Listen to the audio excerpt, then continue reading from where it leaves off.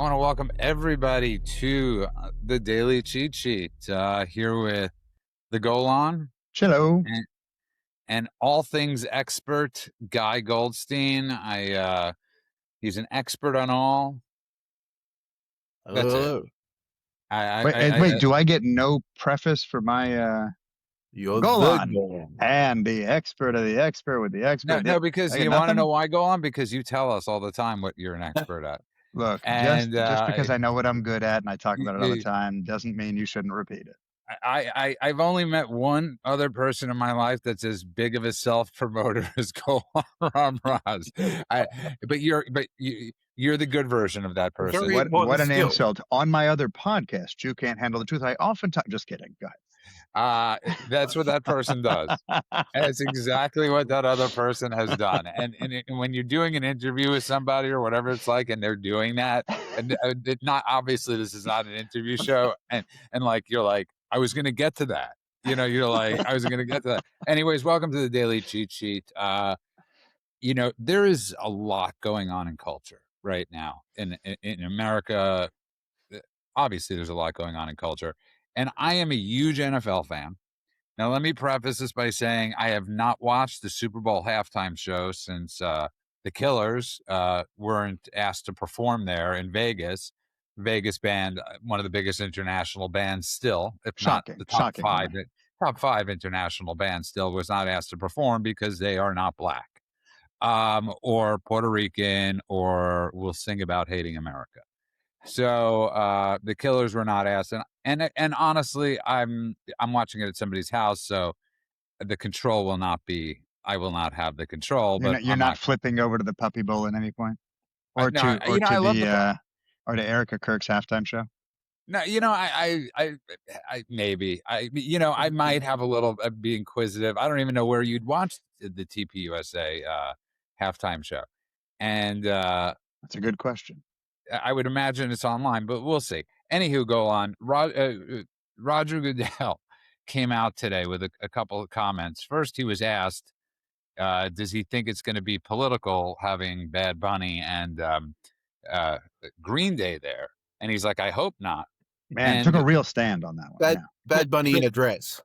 Bad Bunny, right. But specifically having them there is a political statement in itself. You don't, even if they didn't make a political statement, having obviously Green Day, who hates America, and Bad Bunny, who hates America, hates ICE, hates all these things, feels oppressed as he's making hundreds of millions of dollars. And so is Green Day. The most oppressed people in America go on.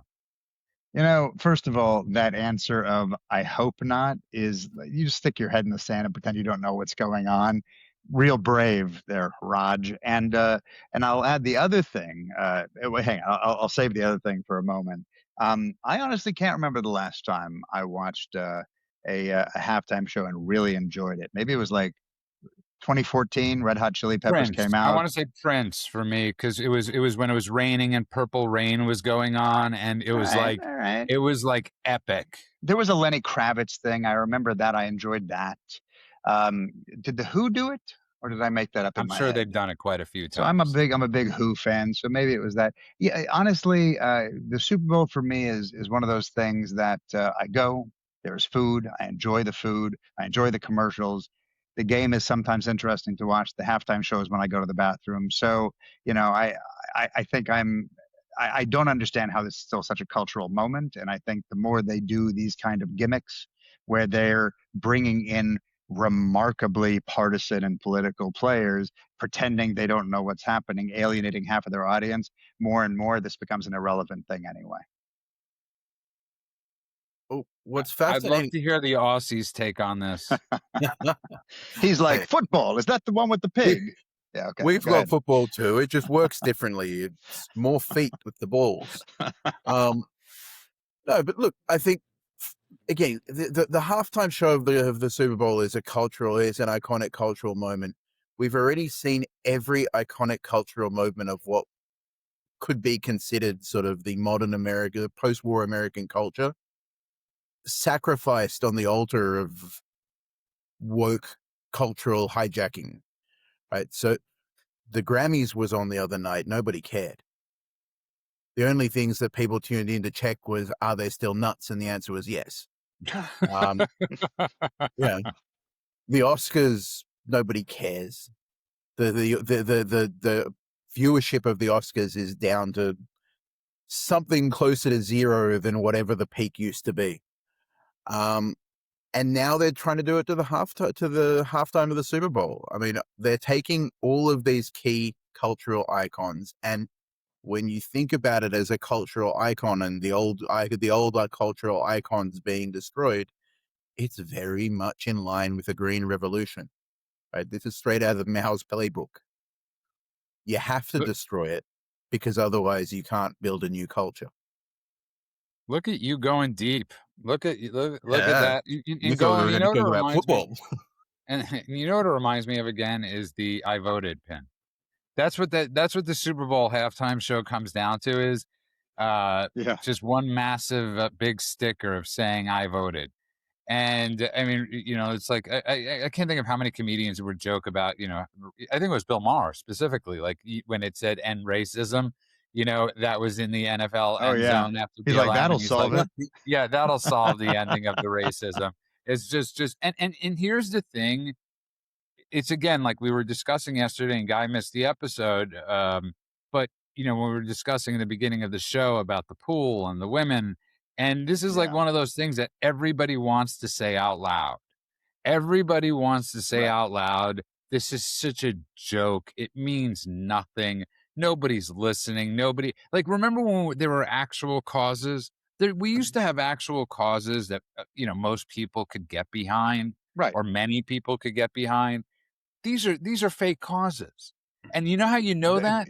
It's beyond fake causes. It's literally whatever they are told by their overlords that they are meant to care about, and they are meant to ignore all other topics to their peril, right?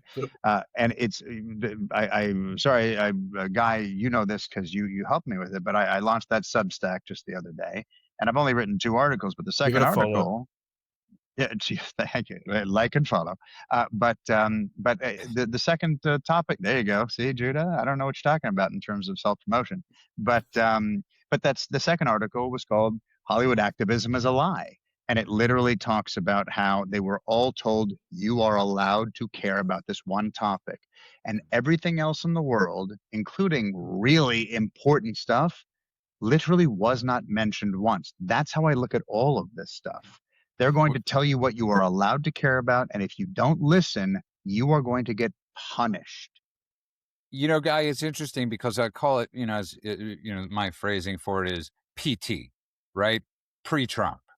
And I really think we need to get into that into the lexicon or whatever, however you would call it, because everything that is PT, remember PT, it was like NGOs mattered. Scientology mattered. Remember the Kardashians mattered. Remember everything that was on the newspaper pre-Trump?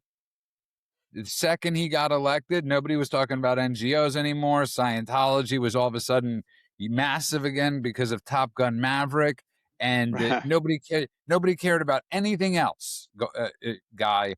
And it always goes to show you that none of it mattered in the first place. The world was going to melt. The world was going to freeze. The world was going to heat up. The world was going to cool down. The Kardashians were going to have smaller asses. Whatever it was that was going on. Never going to happen. None of it mattered. It just goes to show you nobody gives a crap about this stuff.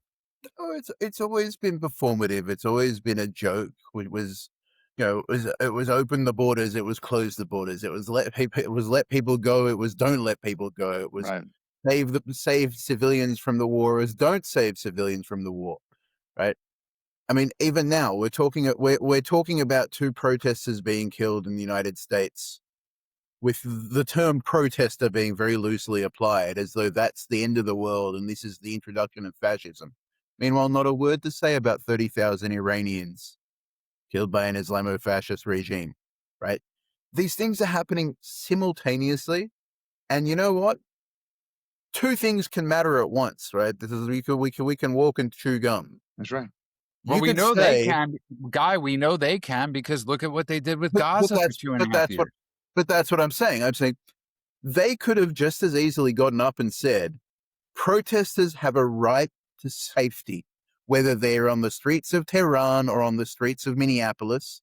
And they could have had their pet cause, but also acknowledged the other thing. But instead, they chose hypocrisy. Instead, they chose blinders and to pretend like the other thing that had just happened at a scale orders of magnitude more dramatic and more intense and more serious. Right. But just like with Islam, where they convert you at the end of a sword, this is why they didn't just choose hypocrisy, Guy. They are afraid. And I talk to many people who publicly, they say the same things, copy, paste, Xerox, Xerox. When you push back, they're like, I felt the pressure to say something. They told me what I should say. I followed what I should say. That way, maybe they'll leave me alone. It's the maybe they'll shoot me last idea. They're afraid. It's not just hypocrisy. It's not maybe they'll shoot me last. It's just following orders, which is the defense that we rejected after the Second World War. Right. And just it's so interesting because a lot of people are not familiar with the Nuremberg trials, right? That was basically their defense the whole time it was the law. That was almost always, Guy, their defense, right? Eichmann, his defense, it was against the law to be a Jew. That's simple. Yeah. By the way, one of the great movies of all time, Judgment at Nuremberg. Yeah. And a spectacular new movie, by the way, a friend of ours produced called Nuremberg, starring Russell Crowe and Rami Malek. If it's in limited release, it's still out there in certain places. If you can find it, highly recommend. An unbelievable. I'm still going with the original because I love what's his name, and I always blank on his name. Shatner. That's not William. William Shatner was in it. He was a colonel at the time. Oh yeah, he was. William Shatner was in it. Yeah. William Shatner. But he's not talking about William Shatner. Yeah, but he did have a very big talking about Spencer Tracy. Spencer Tracy, thank you. Who always looked 20 years older than he was. Like he always looked 20. He always looked rode hard and put away wet. Okay, I want to read one thing just because I asked the question, but I didn't get to give the answer because I didn't know it. I'm just going to read. I said, did the Who play the Super Bowl? Yes, they did. 2010. And here's the way ChatGPT answered the question. For most people, 2010 with The Who is often cited as the last truly classic rock-forward, no-nonsense halftime show. A legacy band, iconic songs, zero culture war baggage, pure stadium energy. If someone says back when the Super Bowl halftime show was actually good, The Who is very often what they mean. And not an American band. I thought that was great, though. And that's 16 years ago. That's pretty darn awesome. And I got a great Who story. I mean, this is really funny. This was from my drinking days. Not really funny, actually. It's sort of pathetically sad. But it's the opposite. But continue. Yeah, no. My only social intercourse with the Who was the greatest hits, right? And I love their greatest hits. And oftentimes, like when you're, the Who are before all of our times. And I remember they had a tour, the Quadrophenia tour, and I was so excited to get Who tickets. I was just so excited, and I'm sitting there ready, like for Bob O'Reilly, and every jukebox song, and that you could get drunk to. And I'm sitting there going, "The hell is this?" I literally for 2 hours, I was like, I was like, and the only reason I stayed was because I thought the song might come up. I thought they might perform like some of my jukebox songs, and they didn't. Anyways, moving on. For those of you who don't know, Quadrophenia is the rock opera that they did, and if you went to see them during that era, all they did was the opera itself. I have one quick Who story myself, which is I went to go see them. I got to. You always got to plug yourself. Man, what can I say? Look, Who's one of my all-time favorite bands, and I convinced my wife, who's like middling on the Who. We got to go. It's Roger Daltrey and Pete Townsend are still alive. We got to go watch them before they're gone. We went. 81-year-old Roger Daltrey. He starts singing the songs, who are you, all this stuff. And there's that moment in the song when he has the pause, they have the musical interlude, and then he comes in, wah, the thing that CSI made famous, the scream. And we were looking at each other like, we're about to watch Roger Daltrey die on stage trying to hit this note. And you could see him like preparing as the instrumental was going.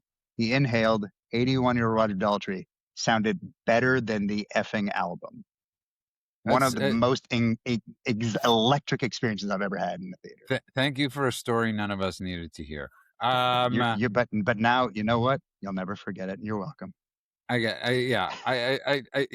What's interesting though is it really goes to show you like sometimes how much we're willing to forgive figures that we love, and we're willing to even compromise like our understanding of a certain situation, like when Pete Townsend got into trouble for looking at child pornography online. I don't know what you're talking about. And the defense was, I was investigating, right? It was what everybody says when they have, and you're like, that's Pete, Pete Townsend. Sure. 100%. Anyways, let's move on. It was research for a novel he was writing. He said that in the news. Let's move on. Yeah.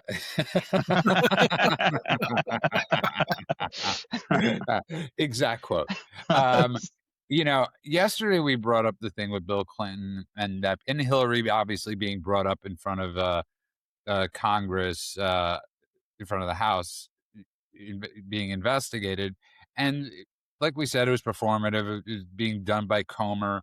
Yeah. And before the show, we were curious. We all know, everybody loves to talk about the funding for the leftist organizations. We all know who's behind them. We know that it's Soros, Singham, and Reid Hoffman. And it is a really fascinating thing that George Soros go on. He's been found guilty of stock fraud or insider trading in France. He's pretty much banned from Hungary. They want to ban him. His companies have had to leave Hungary, trying to break the British pound, and just so on and more and more and more. And he has never been called up in front of the House to testify about these leftist organizations that we know he sponsors. It's not like this is like some crazy, conspiracy. His name is on the stupid things. Right? His name is on these organizations were set up as shell companies for his son. He left his son a certain amount of money, and he left these organizations a ton of money to continue running. How has he never been called up in front of Congress? Like, you're not going to like my answer, because, my answer is, it's going to be like a legal answer. It's not going to be an emotional answer. And the legal answer is you can't call someone up because you don't like their politics. And at the end of the day, legally, according to the law and the Constitution, everything in between, he is allowed to finance, as long as he's not financing illegal things. He can say, I want to finance the campaign of someone who's going to let criminals out. And if the law allows that person to be lenient on criminals, it's legal.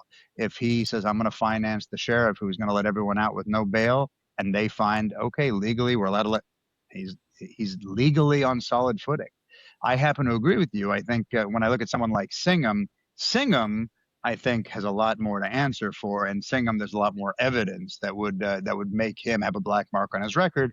But he lives in China, and they've made clear they're not going to extradite him because he works hand in glove with the Chinese government, and the stuff that he's financing is in an effort to try to help them. So he's never, as long as he doesn't step foot anywhere he's not supposed to step foot, and he's not protected by the Chinese government, then we have a different conversation on our hands. But Soros, he has very specific politics that I couldn't be more against, and I think he has done massive amount of damage to the U.S.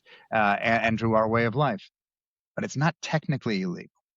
Well, it does become technically illegal if you are supporting a cause that is committing crimes on the ground.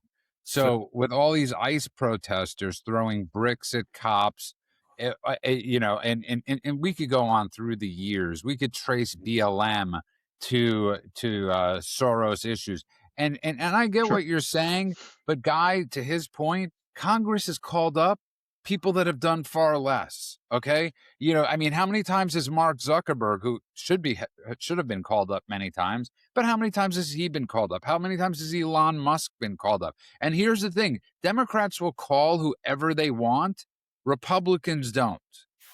That's true. Here, So I'm gonna let Guy answer because I have a whole thing about the difference between Soros and the guys you just mentioned. But Guy, go ahead. So there's a couple of things. First of all, it's worth noting that there's sort of 50 years of case law that has insulated people that own organizations, that fund organizations, and that run organizations from the consequences of actions taken by those organizations.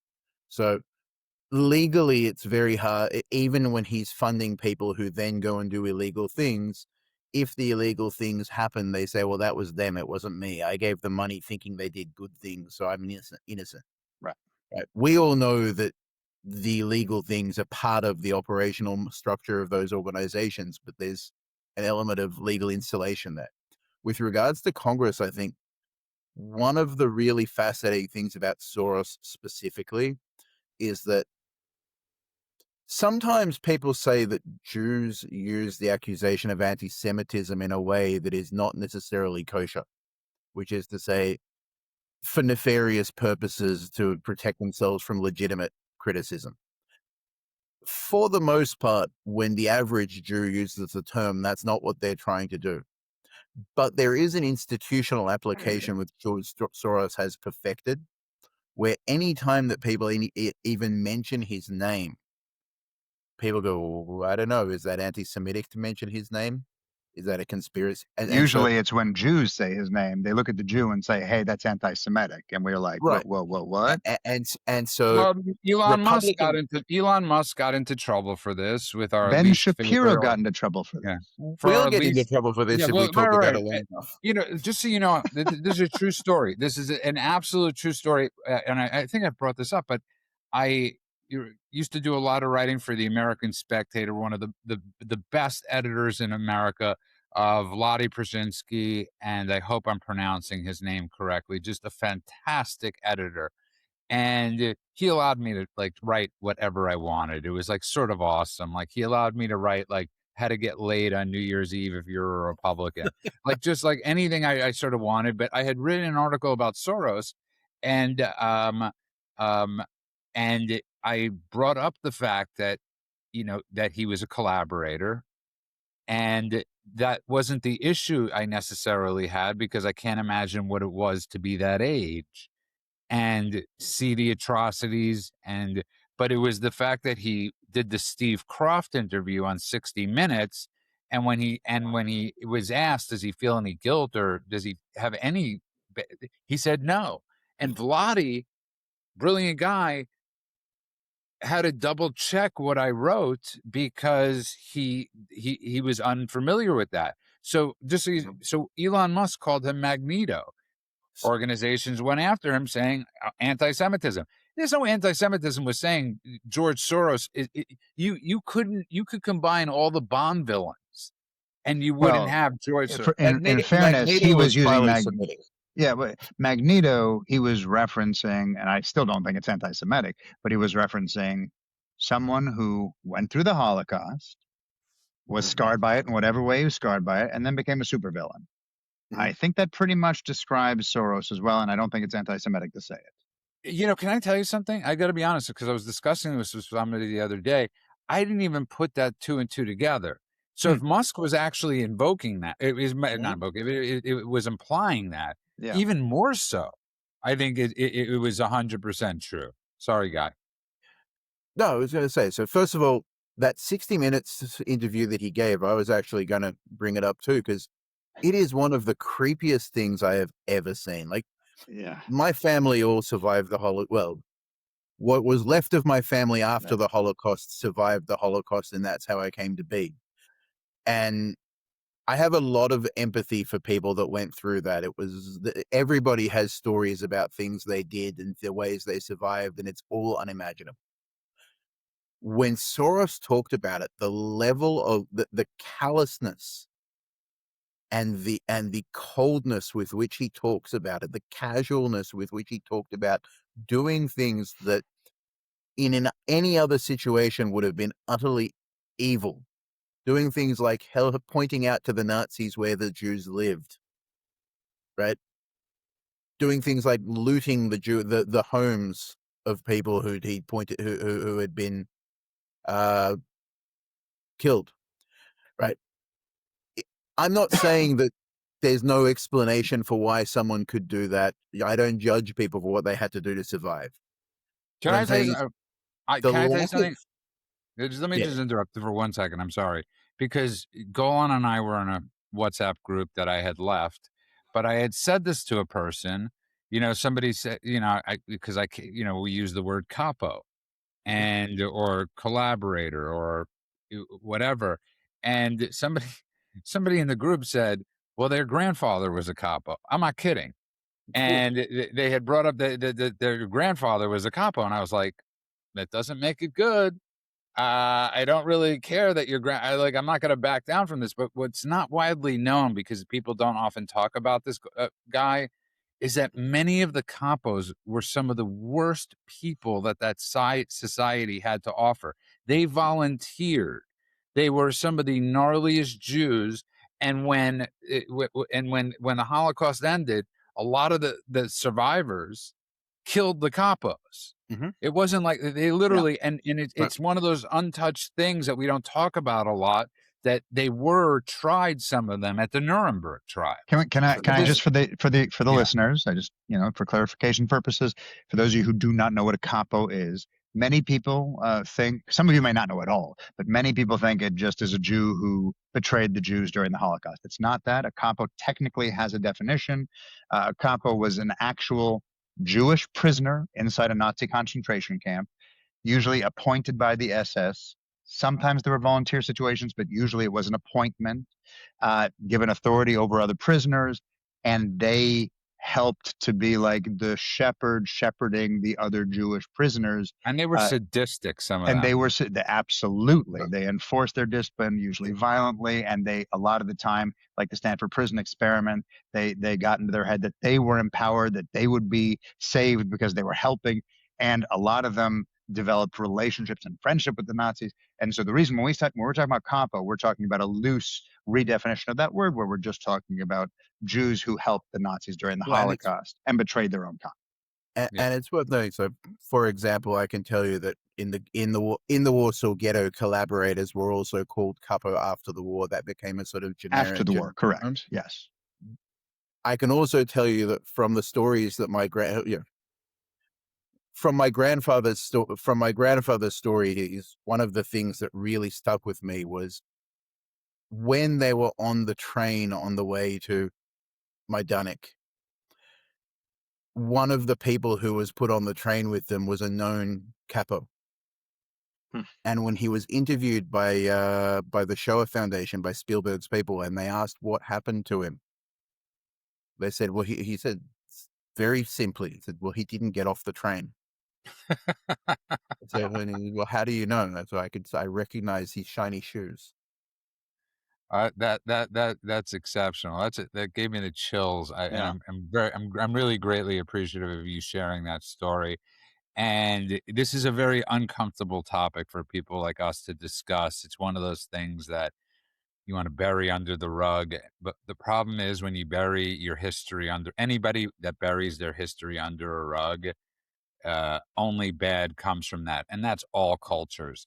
And that we've witnessed that in our country, the way we've lied about certain things in regards to slavery or anything. It comes back when you lie about your past, it comes back to bite in the tuchus.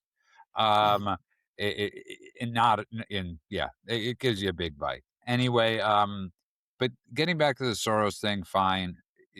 I just was sort of just curious why he's never been called up. I understand what you both are saying, but people have been called up for far less.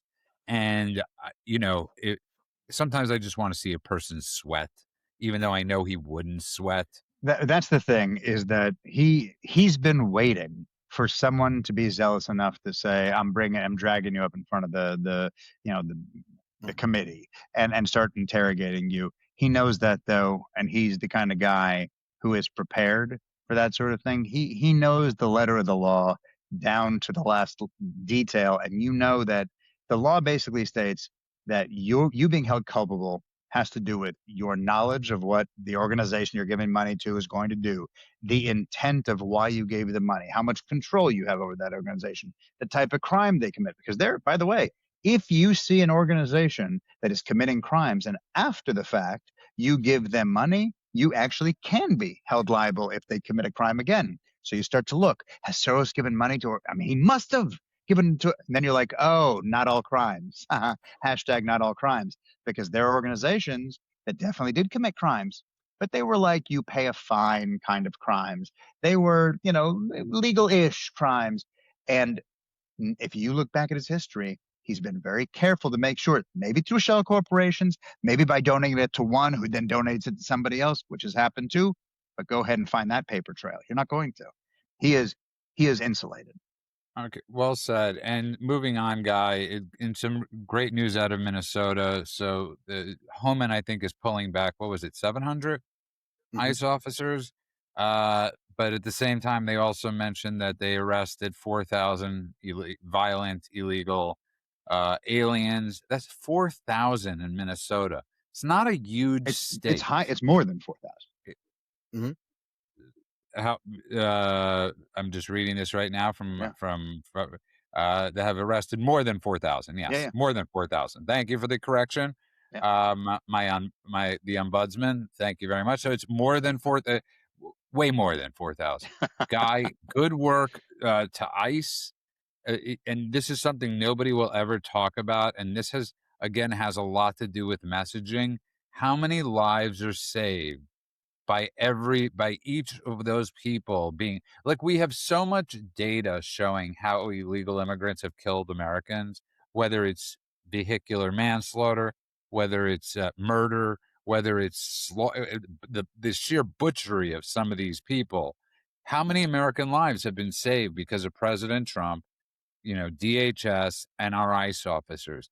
And you know what? ICE officers don't get enough credit. So you know what? I'm going to say this right now. ICE officers save lives. They 100% save lives. So the more than 4,000 illegal aliens they arrested in Minnesota, that's a baby that's not being raped, a baby that's not being murdered, a woman that's not being raped and murdered, and a man with these people that's not being raped and murdered or decapitated. So thank you, ICE. 100%. And I think that the argument that you always hear from people is, well, statistically, they do these things just as much as other people. And I think that's one of the worst arguments that I've ever heard, because ultimately, we all remember COVID and learning all about excess mortality, right? So the excess American deaths caused by bringing in a population that has these crime rates, all of those deaths are excess deaths. All of those deaths wouldn't have had to happen if the population wasn't in the United States. That's right. Now, the fact that they are selectively deporting the bad hombres, as you like to call them, means that the number of deaths is being reduced without victimizing the people who wouldn't be killing people, hopefully, and just want to live their lives. That's the best case scenario, both for Americans and for the people who are currently illegally in America. And it opens up the possibility over time of finding alternate pathways, right? So trying to interfere with this has been hurting illegals as well. Tom Homan, by the way, and his negotiation skills, somebody should send him to the Middle East to sort things out. I said that the other day. I said that, yes. I agree with you 100%. Witkoff, send Homan in. Talk about, again, when the man comes around, this is not a guy that's up for much negotiation. His negotiation is, I'm Homan, you are not. Right? Very special envoy. Yeah, right. That's exactly right. You call him the envoy, the special envoy czar. Go on. I think it's miraculous what the Trump administration is doing. I don't think they know how to message this well enough. I know they're trying. I know they're doing their hardest to do it, but sometimes the simplest messaging and the most honest messaging is the best messaging. You don't need to make music videos or music montages, or you don't need to, sort of pump up what you're doing in a good way, all the Right. beautiful things you're doing, and I mean, just simply say thousands of lives have been saved because of ICE. And that's just a fact. And if people want to argue with it, they're out of their mind, because we have data that proves otherwise. Look, and the thing that keeps getting left out of this reporting is the word violent. We're not, there have been all these polls done recently where the majority of Americans, like a vast majority of Americans, would like to see illegal aliens removed from the United States. Many of them say we would like you, and I think it's also like 60 something percent say we'd like you to go after the ones who are committing violent crimes. We'd like you to go after the violent offenders and the gang members and the repeat criminals and the people who were already in the system who should never have been released in the first place, or the people who came in with a record prior and now are living here as if they're clean, as we can ignore all the assault or rape or murder they had elsewhere. Um, and I think that that's what's happening. But when you look at the news stories, unless you're looking at a pro-Trump outlet, which very few exist, when you see is thousands of illegal immigrants have been arrested, they leave off violent and they leave off with criminal records. And those are the two most important things to understand. What you're talking about in terms of lives being saved, in terms of families being safer, in terms of cities no longer being cesspools, all of that, we're not talking about pulling people out of the church pews. This is actually what's happening. Your life is getting better as a result of what ICE is doing. When you interfere with ICE, you are interfering with them taking criminals and violent offenders off the streets. When you accuse ICE of being whatever it is, crazy stuff you've been accusing ICE of being, from the Nazis all the way through to stormtroopers from Star Wars, you are basically putting a target on the backs of the people who are going to make your lives better. And the only reason you're doing it is because you're being manipulated by celebrities, by the media, by social media, and by bad actors like Russia and Qatar and China and everybody else who's financing half of these protests, frankly, along with Soros and Singham and everybody else we've been talking about. And you are not thinking for yourself. Stop being an automaton and think about what's going to make your life better, and then run with that. Yeah, well said. And I want to move on to a different topic. There's a lot going on. And, Guy, I was telling, oh, no, it was you I was telling before the show. Dennis Miller years ago had a great bit Oh, about, I love Dennis Miller. me too. I wish Dennis Miller would just come back, do a special, do a once a week podcast. I mean, the guy is the legend. And, One just, of my all-time favorite jokes is the Dennis Miller joke. I probably tell it once a year. but two of my favorite jokes, and well, one is I with Norm cannot tell Macdonald. it on the show because it is Yeah, but profane. one is my favorite is the Norm Macdonald, the dog walk. Like the dog's like, this is the longest walk ever, and with the homeless Yeah. person. But Dennis Miller had this great joke. It was after Sonny Bono had died, and Mary Bono assumed his position, and she was questioning Alan Greenspan about the economy. And he was like, "Can you imagine what's going on in Alan Greenspan's head as what was it? Mary Bono is like he's like and he's like even Sonny barely understood the economy. I got Mary Bono now talking to me about this stuff. What the hell? I went to so and so school." And I'm thinking the reason I bring this up is because our favorite and the person I want to be vice president, Guy, the next vice president, is Scott Bessent. And, he's getting questioned about inflation by Maxine Waters, who, I mean, literally is like Al Sharpton's sister. I mean, and what must have been going on in Bessent's mind, and not because of skin color or anything, just sheer idiocy. She's an idiot. Look, absolutely. I mean, if you would study, if you'd done 7th grade economics, you would understand more about the economy than Maxine Waters does. The questions she was asking were nonsense. The fact that she was so rude to him when he tried to explain to her why her questions were misguided was poor form, atrocious, ugly. Yeah. Not what you want from the people who are supposed to be leading your nation.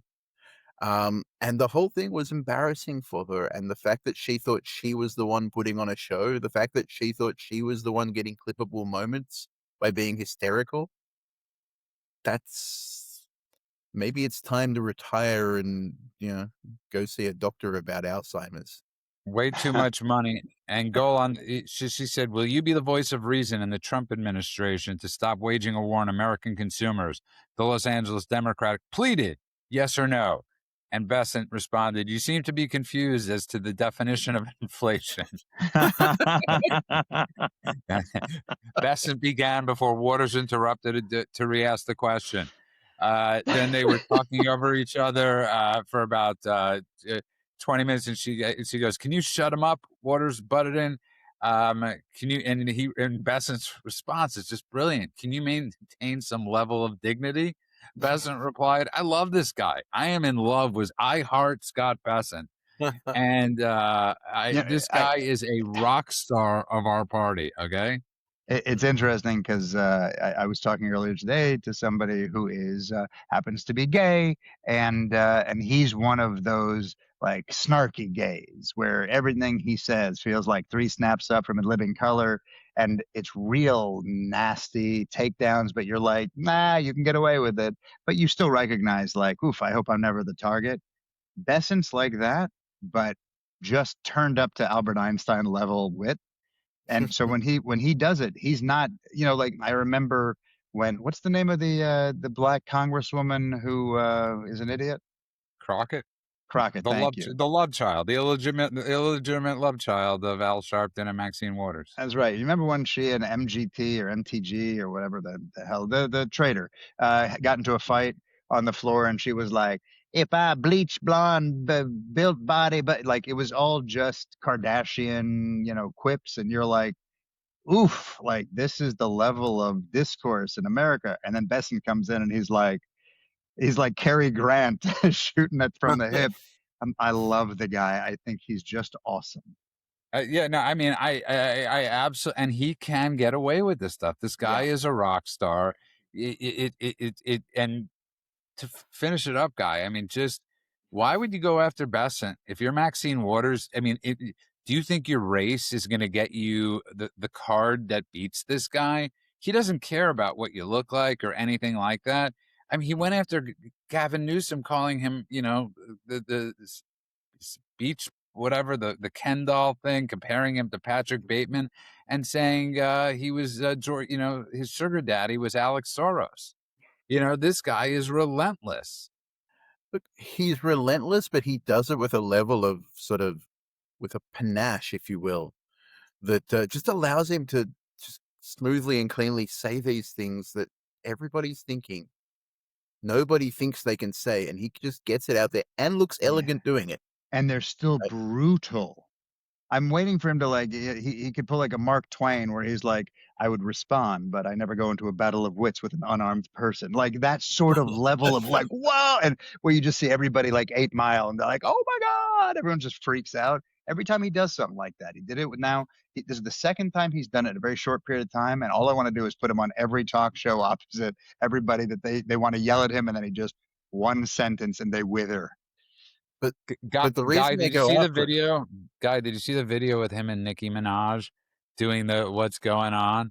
Where they're turning around and she starts you'll have to send it to me. and she starts rapping it, and I didn't believe. I thought it was AI or fake. And David and the Rams promised me it's a true video, and she's like cursing and everything, and like she's got her tuchus to his back, and it's just. Did you see it? I'll send it to you if you didn't see it, Guy. Post it to me on Truth. There you go. Yeah, it's fantastic. I mean, it's like we're as conservatives, Guy, moving forward, we're gonna have to start really getting real. The Supreme Court today didn't allow is allowing California to do the redistricting, where we're gonna lose 5 seats. There's a really good chance we're not gonna win the House. There's a really good chance. We'll maintain the Senate. We'll win the Senate, but there's a really good chance we're not going to lose. That we are going to lose the House, and we have to start thinking 2028. The left is, and we have a really good bench, and I got to tell you, Bessent is number 2 on that bench. 100 100%. And I think the midterms are going to be brutal. And I think, to be honest, I think that if we lose the midterms, it'll be because we did the right thing. The easy choices that wouldn't have caused controversy would have avoided, not Great going point. after Minnesota, not targeting the Somali fraud, which everybody's forgotten about, not being strong on Iran, right? The party Trump could have avoided all of these controversies and played it safe politically because there's a midterm. Instead, he did the right thing, and I think if we lose for that reason, we can at least hold our heads up high and push towards taking that message into 2028 and say, we did the right thing. We had a choice between doing the politically correct thing and the correct thing, and we stood on correct. Look, I agree with you that obviously would have made the transition a lot smoother and, would have gone down with a spoonful of sugar. But realistically, I'm glad we didn't play any games, not only because it's the right thing to do, but also there's a historical precedent to all of this. Historically, the party holding the presidency loses seats in the House during the midterms. It's been that way since like 1946. Or quote the great philosopher Bruce Hornsby, it's just the way it is. Some things will never change. And just the way it is. You're such a beat poet, Judah. You know where I got that from, by the way? Because House was a brilliant show. I love you, Laurie. But that was in the first episode when he was talking Cuddy, the character, and he said, to quote the great philosopher Jagger, you can't always get what you want, And I've stolen that ever since. I just think it's one of my favorite, philosophers, poets. It's one of my favorite. And then at the end, she came back at him with the ending of the song. But you could try something. Yeah, it was a fantastic episode. I want to move on though, because this is like really important. Is the negotiation on? This feels like every date You're talking that about I've tried Iran to have here? with Iran. Yeah, this feels like my dating life. Are we going to meet on Friday? Are we not going to meet on Friday? Where are we going to meet? Where are we not going to meet? These are the conditions I'm giving you, Judah. Like this is this literally the Iran. It's like dating in Los Angeles is how the Iran negotiations are going on with the U.S. right now, and at the end of the day, I normally don't go on the date because by the time you set up the place and everything, I'm so tired of the conversation. And I have a good feeling where this is going. This is not going to be a good date go on. This is even if Witkoff goes and he's dressed in his best Miami Vice blues, he is, this is not a good date that Trump does not want. Yeah, look, I think today the last thing I read was that the talks are back on. Let's go on. So everybody, so first of all, there are a lot of Persians. Did you lose me there? Angeles. That might be part of your child problem. Yeah, we lost you for a second. Okay. But look, I think this is it's getting almost like a Ross and Rachel thing. It's the will they, won't they? Are they going to do it today in this episode of the news? Are we going to see that it kind of, they kissed? There was a drone there was a drone shot down. Now it's going. The news cycle with this has this unusual combination of urgency and lag that you're just like, well, okay, something really important might happen, maybe sometime soon or possibly a long time from now. And so you're narrowing it down then.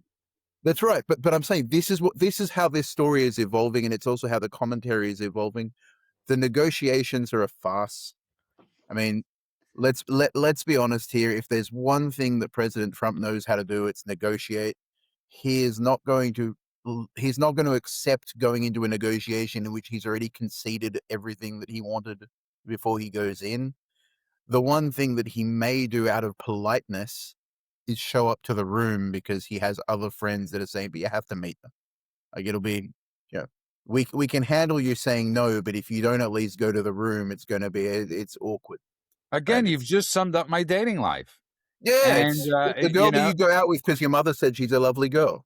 Yeah, that's exactly right. Go on. It really sounds like, and I'm not trying to harp on it, but it's like these are the conditions for your first date, Judah. This is it. Take it or leave it. We're meeting I here. I love the number of times they've look. It was supposed to happen Friday. The negotiations were supposed to happen Friday. It was canceled. Why was it canceled? Nothing substantive. It wasn't because they were like, we have to go back and do additional research, or we're going to go figure something out, or bring additional people in the room. The Iranians were like, or the IRGC were like, we are going to argue about the venue.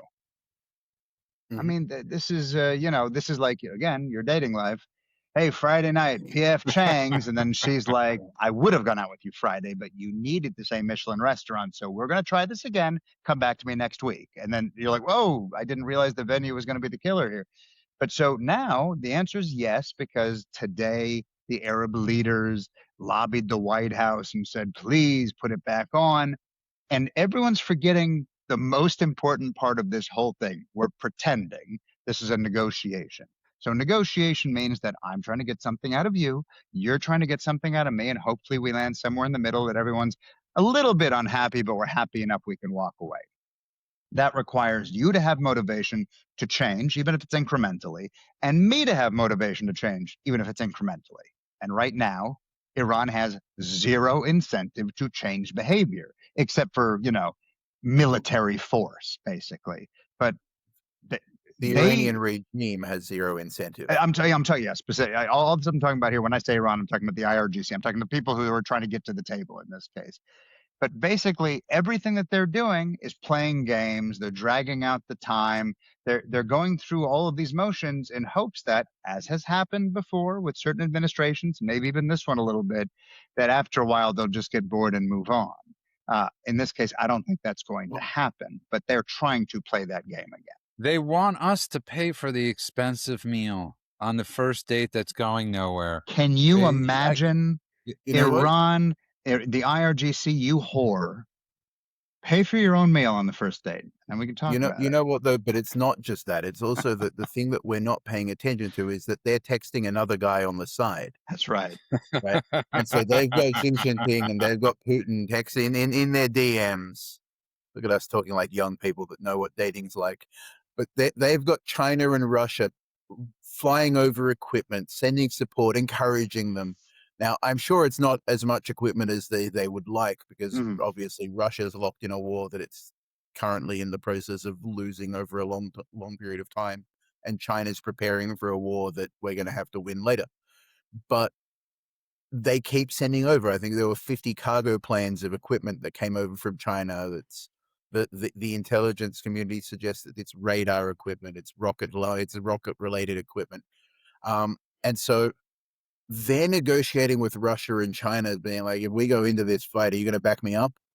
And Russia and China are in the background. They go, yeah, we're totally going to back you up. We're right there with you, buddy. We're totally there. We're your wolf pack. And it also reminds me of it's like in the NFL, they have this thing called the Rooney Rule. Well, some people might be familiar with it, some people not. It was started by the owner of the Pittsburgh Steelers. He brought it in that for every time you hire a coach, you have to interview a black coach. And so what's interesting is, this year the Pittsburgh Steelers actually had to get a new coach, and guess what color he was not. But and the Rooney Rule has worked out so well that there are 3 black coaches, I think, head black coaches in the NFL. Are you accusing the Ayatollah of being a diversity hire? No, I'm what I am saying is that this is pretty much like the Rooney Rule. We're going through the motions of we'll talk and this, but we're not going to hire you. And that's how it feels like right now with Iran. I think Trump, after the drone thing yesterday, if there was anything in him that thought about negotiating, I think that drone thing yesterday, said, no, the drone thing escalated Trump's brain, and I don't think there's coming back from it. Yeah, every once in a while, you have to make a move that reminds everybody that you're not screwing around. And after all of the kind of micro negotiations, pre-negotiations that they've been doing, that America has been, I'll put it in quotes so it's not so dramatic, but caving or folding whenever I want this to take place in Istanbul, said America. And Iran said, we won't negotiate unless we meet in Oman. It was like, okay, we'll meet in Oman. There was no why, no pushback. No, you don't get to dictate the terms of this. None of that. We keep saying yes to their requests, even their superficial cosmetic requests. So sometimes after you do that and people think, aha, so if I push and then they're going to blink, now I know the pattern. I'm going to keep pushing. You know, you push where there's mush.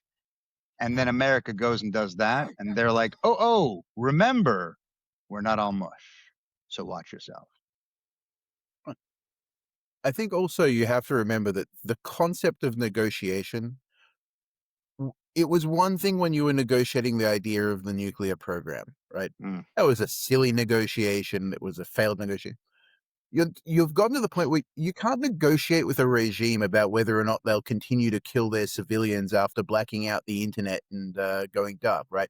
It's not an issue that is negotiable anymore. They're in a place where they want that. What are they going to say? We promise not to turn out the lights and kill the firstborn son. Like, don't worry about it. Right. It's fine. And have openly admitted, Guy, that they've totally restocked their ballistic missile program since 6 months ago. This isn't like where I'll take them at their word. Right. And so you've got 4 different layers of demands, one of which might be something that feasibly with an honest broker could be negotiated. And all the rest is not really something that you can negotiate because their existence makes those things happen. Well said. Golan, I just want to give one final thing of the day, because Mamdani is turning out to be, he's turning out to be everything we thought he'd be. But the New York Post is reporting, they have this report, and we have body cam footage of this, where a knife-wielding guy, white, schizophrenic, was shot by the police, right? Mm-hmm.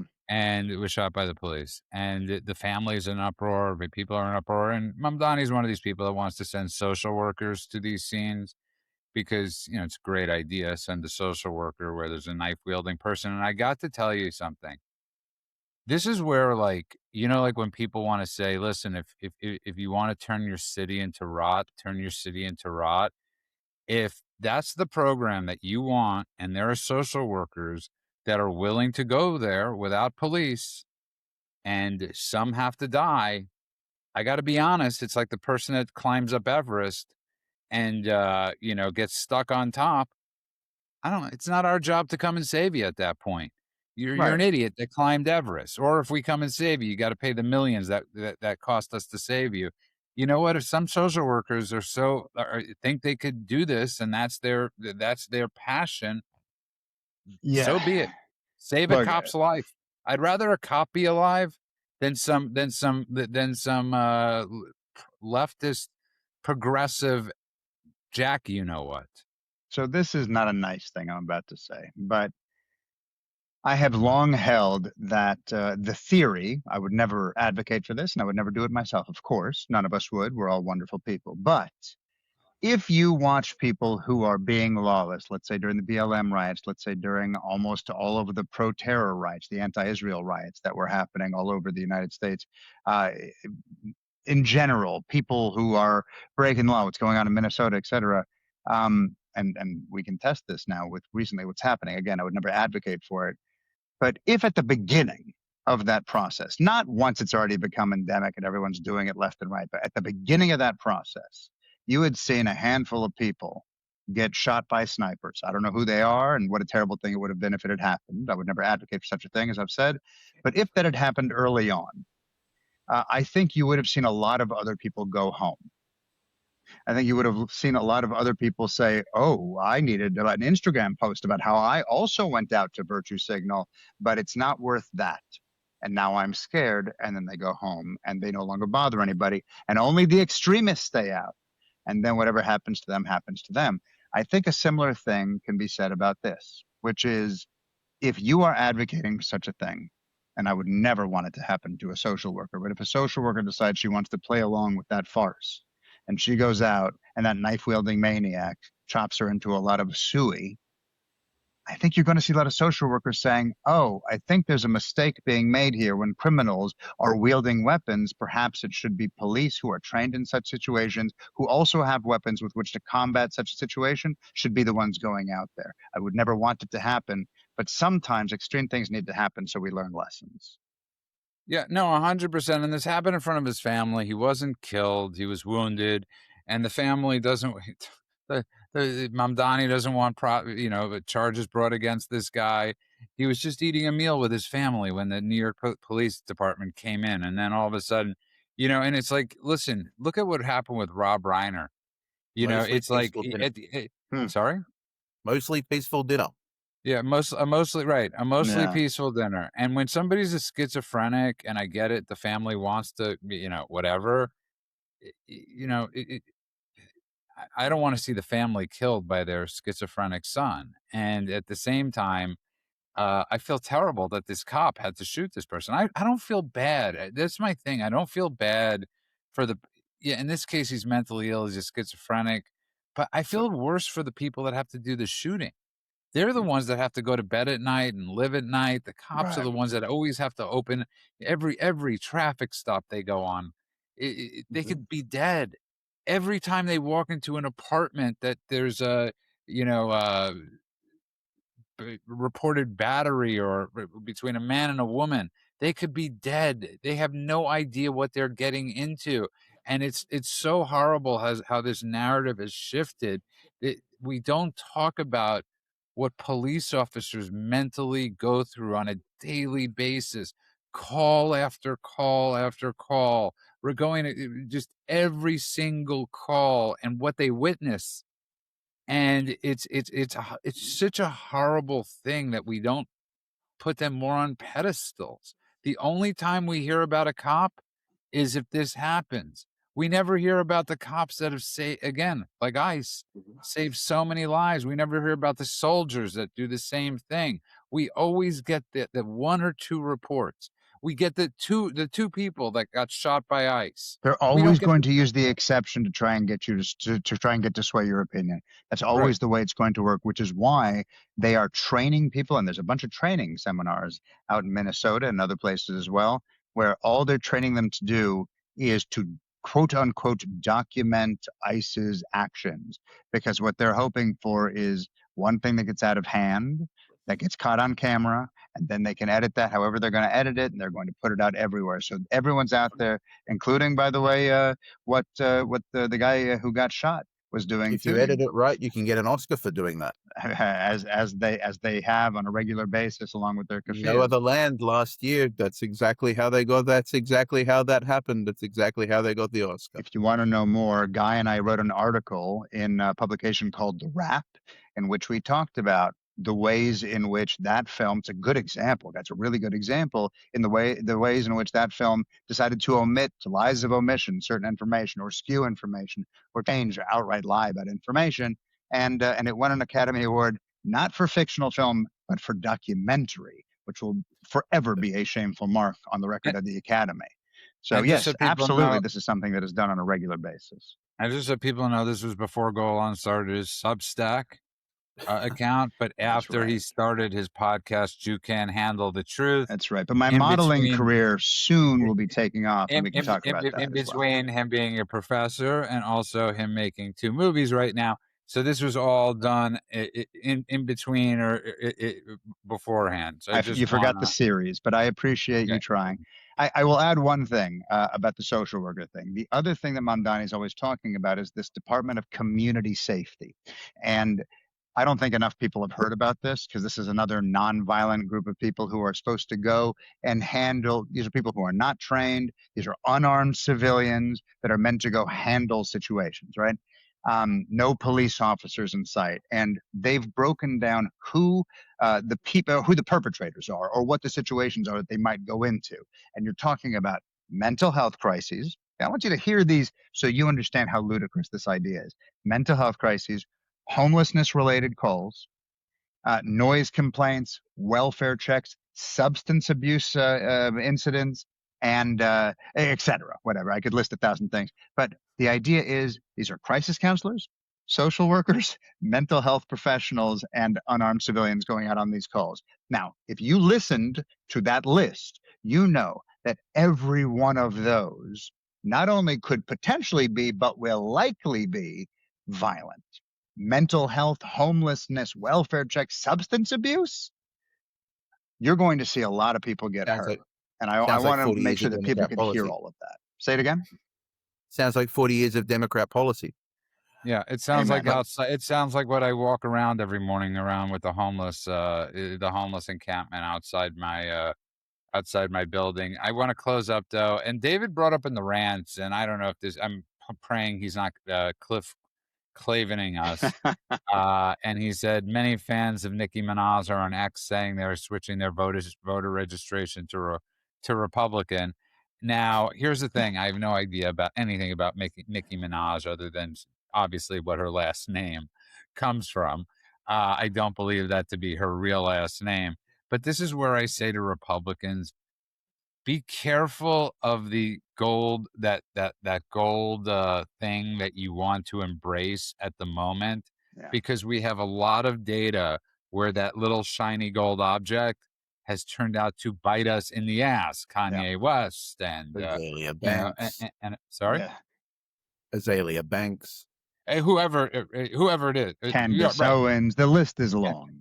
The list is long. Yeah. So let's be careful. I just want to ask you guys as we close up one thing, because I take your opinion on this to be the opinion of the land. In regards to Iran, I get it that they've been shifting money. They've been doing, whatever with, there's no chance Khomeini leaves without being forced out. Am I wrong or am I right?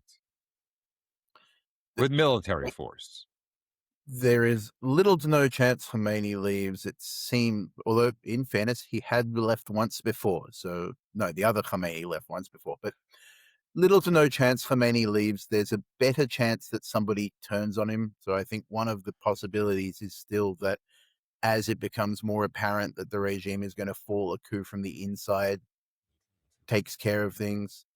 There's also a chance that he is going to find out that the Mossad know where he is at any given time, and that between the US and the Israelis, they can deliver very effective ordnance to pretty much anywhere in the world without really worrying about how deep underground they are. So there are different scenarios where he goes. I don't think leaving is one of them. I'm going to disagree a little bit because I think that, again, if you just look at the history, right, all of these guys, Assad had escape routes and Gaddafi tried to flee. He failed, but he tried.